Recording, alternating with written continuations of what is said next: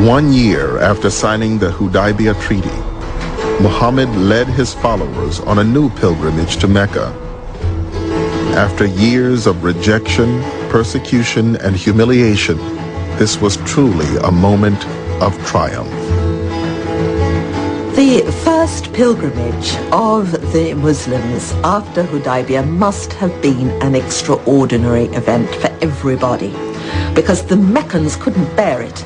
They decamped and went and sat up in the hills and mountains outside the city and watched this procession, huge procession of Muslims and some of their confederates coming on the Hajj, and as it were taking possession of the city, crying out the pilgrim cry, "Here I am, O God, here I come," with a huge cry. Then came the moment Muhammad had waited 7 long years to achieve.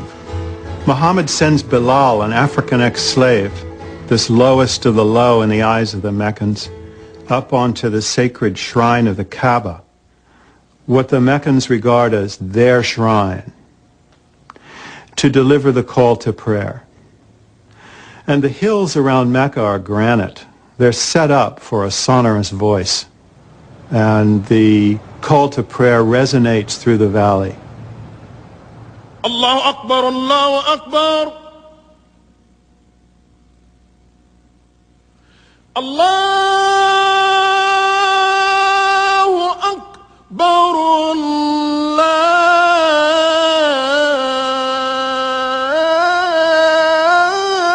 Akbar.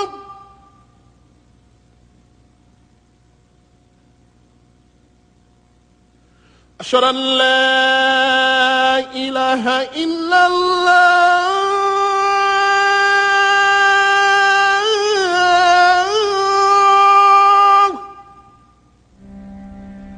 أشهد أن لا إله إلا الله.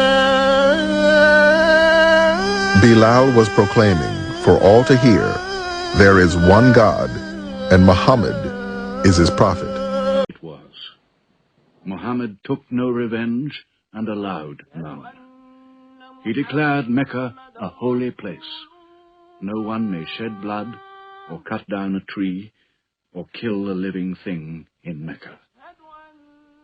Soon all Arabia was converted, not only to the new worship, but to the new laws, manners, attitudes contained in Islam. The Prophet had lived to see his work done, but now he began to feel the nearness of death.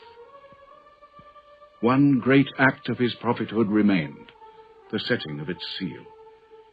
He called the people to him, and he spoke for the last time his message of surrender to God and humanity to man. O mankind, listen well. I may not be with you much longer. The weak among you, feed them on what you eat, dress them as you are dressed.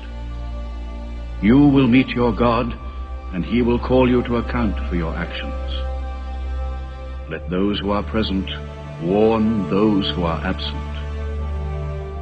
You are all descended from Adam, and the best among you is he who most regards God. Think deeply about what I say. Let all your feuds be abolished. You must know that every Muslim is the brother of every other Muslim, and all Muslims are brothers one of another.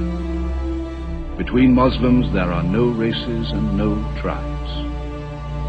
Nor must you take anything from your brother except what is given freely. Do not oppress, and do not be oppressed. O my people, I am but a man. It may be that the angel of death will visit me soon, and death will overtake me. But I have left you a book, revealed by God, the Quran, light and guidance. Now he repeated to the people the final revelation of the Quran, the seal and termination. Not Muhammad's words, but God's word. This day I have perfected your religion for you, and completed my favor to you, and have chosen for you Islam as your religion. On June the 8th, 632, in his 63rd year, Muhammad died.